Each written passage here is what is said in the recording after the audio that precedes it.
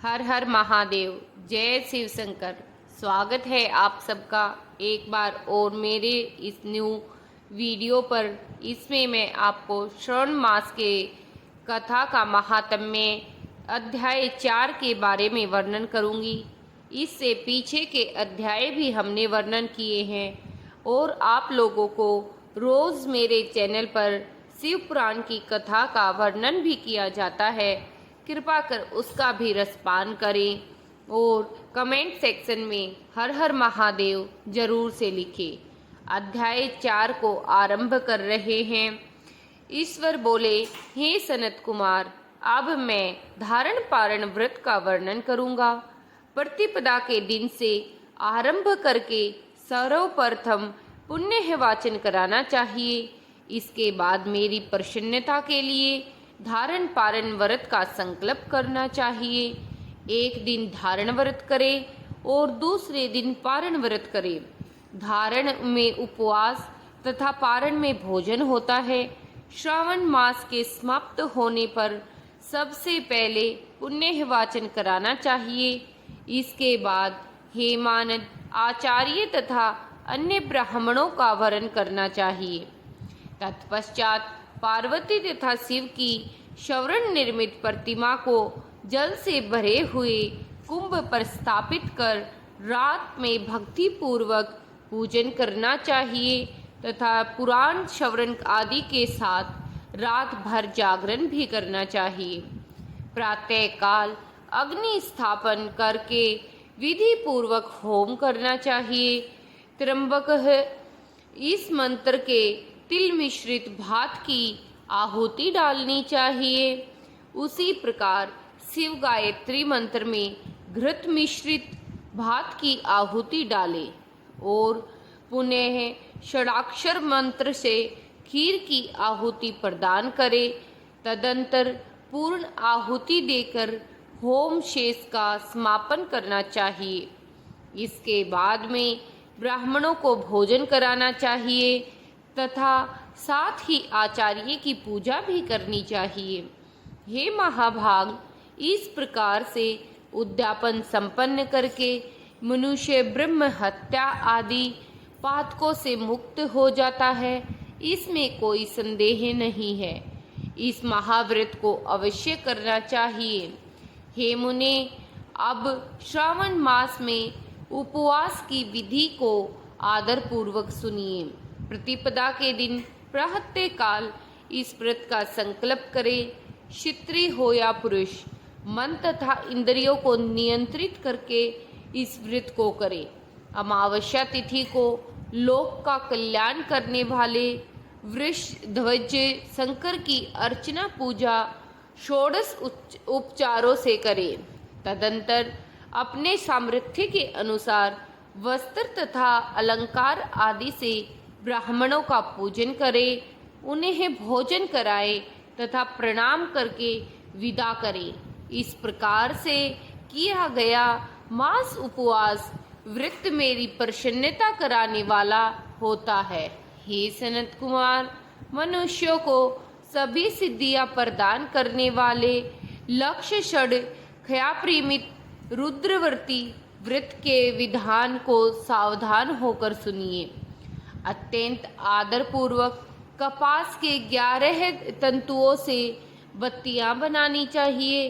वे रुद्रवर्ती नाम वाली बत्तियां मुझे प्रसन्न करने वाली है। मैं श्रावण मास में भक्ति पूर्वक दीवान के देव गौरीपति महादेव का इन पर लक्ष्य संख्या वाली बत्तियों से निराजन करूंगा। इस प्रकार श्रावण मास के प्रथम दिन विधि पूर्वक संकल्प करके महीने भर प्रतिदिन शिवजी का पूजन कर 1000 बत्तियों से निराजन करें और अंतिम दिन 71,000 बत्तियों से निरंजन करें अथवा प्रतिदिन 30,000 बत्तियां आदर पूर्वक अर्पण करें और अंतिम दिन में 13,000 बत्तियों को समर्पित करें अथवा एक ही दिन सभी 1,00,000 बत्तियों को मेरे समक्ष जलाएं। प्रचुर मात्रा में घृत से भिगोई जो स्निग्ध बत्तियां हैं वे मुझे बहुत प्रिय हैं। उसके बाद मुझ विश्वेश्वर का पूजन करके कथा श्रवण करें। सनत कुमार बोले, हे देवोदेव, हे जगन्नाथ, हे जगन्नाथ कारक, कृपा करके मुझे इस व्रत का प्रारंभ बताइए। हे प्रभो, इस व्रत को सर्वप्रथम किसने किया और इसके उद्यापन में क्या विधि होती है? ईश्वर बोले, हे ब्रह्मपुत्र, व्रतों में उत्तम इस रुद्रव्रती व्रत के विषय में सावधान होकर सुनिए। यह व्रत महापुण्यप्रद, सभी उपद्रवों का नाश करने वाला, प्रीति तथा सौभाग्य देने वाला, पुत्र पौत्र समृद्धि प्रदान करने वाला, व्रत करने वाले के प्रति शंकर जी की प्रीति उत्पन्न करने वाला तथा परम पद शिवलोक को देने वाला है। तीनों लोकों में इस रुद्रव्रती के समान कोई उत्तम व्रत नहीं है। इस संबंध में लोग यह प्राचीन दृष्टांत देते हैं। श्री अक्षय प्रहा नदी के रम्य तट पर उज्जैनी नामक एक सुंदर नगरी थी। उस नगरी में सुगंधा नामक एक परम सुंदरी वीरांगना थी। उसे अपने साथ संसर्ग के लिए अत्यंत दुस्सह शुल्क निश्चित किया था। एक दिन 100 स्वर्ण मुद्रा देकर संसर्ग करने की शर्त रखी। उस सुगंधा ने युवकों तथा ब्राह्मणों को भ्रष्ट कर दिया। उसने राजाओं तथा राजकुमारों को नग्न करके उनके आभूषण आदि को उनका बहुत तिरस्कार किया था। इस प्रकार उस सुगंधा ने बहुत से लोगों को लूटा। उसके शरीर की सुगंध से कोष भर का स्थान सुगंधित रहता था। वह पृथ्वी तल पर रूप, लावण्य और कांति की मानो निवास स्थली थी। वह 6 रंगों और 6 रागिनियों के गायन में तथा उनके अन्य बहुत से भेदों की भी गान क्रिया में अत्यंत कुशल थी। वह नृत्य में आरंभ आदि देवांगनों को भी तिरस्कृत कर देती थी और अपने एक एक पग पर अपनी गति के साथ तथा हंसों पर भी उपहास करती थी। किसी दिन वह सुगंधा कटाक्षों पर तथा बोह चालान के द्वारा काम बाणों को छोड़ती हुई क्रीड़ा करने वाले को श्रीपा नदी के तट पर लाई। उसने ऋषियों के द्वारा सेवित मनोरम नदी को देखा।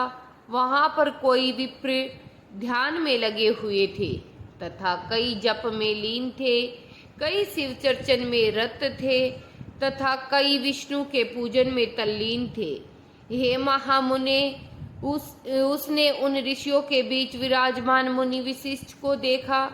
उसके दर्शन के प्रभाव से उसकी बुद्धि धर्म में प्रवृत्त हो गई। जीवन तथा विशेष रूप से विषयों की से उसकी विरक्ति हो गई। वह अपना सिर झुकाकर बार बार मुनि को प्रणाम करके अपने पाँव की निवृत्ति के लिए मुनि श्रेष्ठ विशेष जी से कहने लगे। सुगंधा बोली, हे अनाथानाथ, हे विपेंद्र, हे सर्वविद्या विराज योगीश, मैंने बहुत से पाप किए हैं। आप हैं प्रभो, उन समस्त पापों का नाश करने के लिए मुझे उपाय बताइए। वशिष्ठ जी बोले, तुम सावधान होकर सुनो। जिस समय से तुम्हारे पाप का पूर्ण रूप से नाश हो जाएगा, वह सब मैं तुमसे अब कह रहा हूँ। हे भद्रे, तीनों लोकों में विख्यात वाराणसी में जाओ।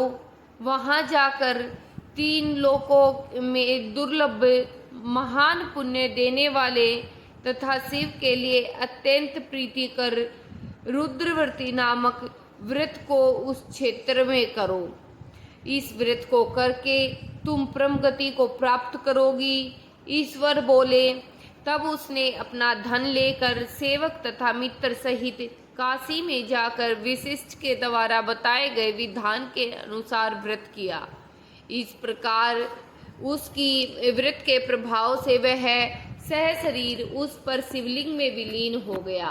हे सनत कुमार, इस प्रकार से जो स्त्री इस परम दुर्लभ व्रत को करती है, वह जिस जिस अभिष्ट पदार्थ की इच्छा करती है उसे निसंदेह प्राप्त करती है।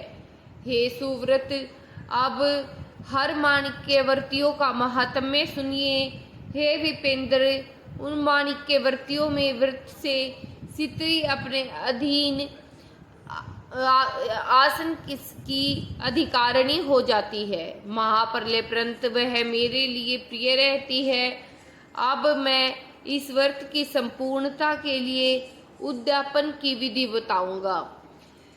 चांदी से बनी हुई नदीश्वर की मूर्ति पर आसीन सुवर्ण भगवान शिव की पार्वती सहित प्रतिमा को कलश पर स्थापित करना चाहिए।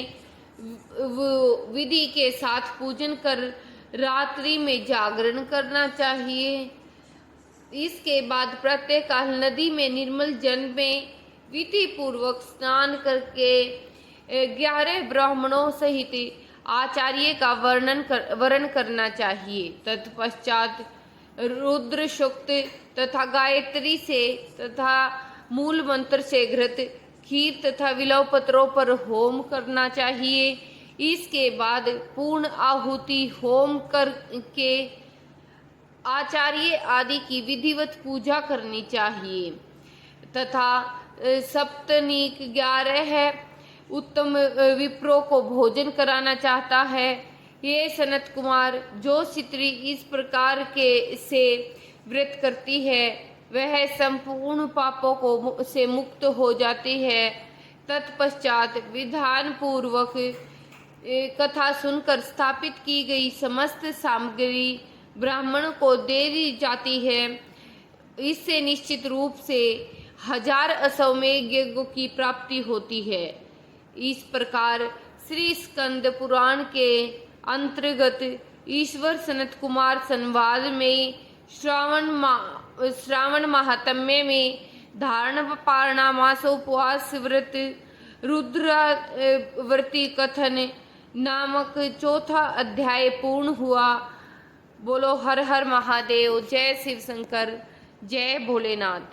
अगर आपको ये अध्याय अच्छा लगा हो और कुछ भी इसमें आपको शेयर करने के लायक दिखाई दे तो वीडियो को लाइक शेयर करना बिल्कुल न भूले और साथ में घंटी के बटन को ज़रूर से दबाएं, जिसमें मेरी आने वाली वीडियो की नोटिफिकेशन सबसे पहले आपके पास पहुँचे। हर हर महादेव, घर घर महादेव, जय शिव।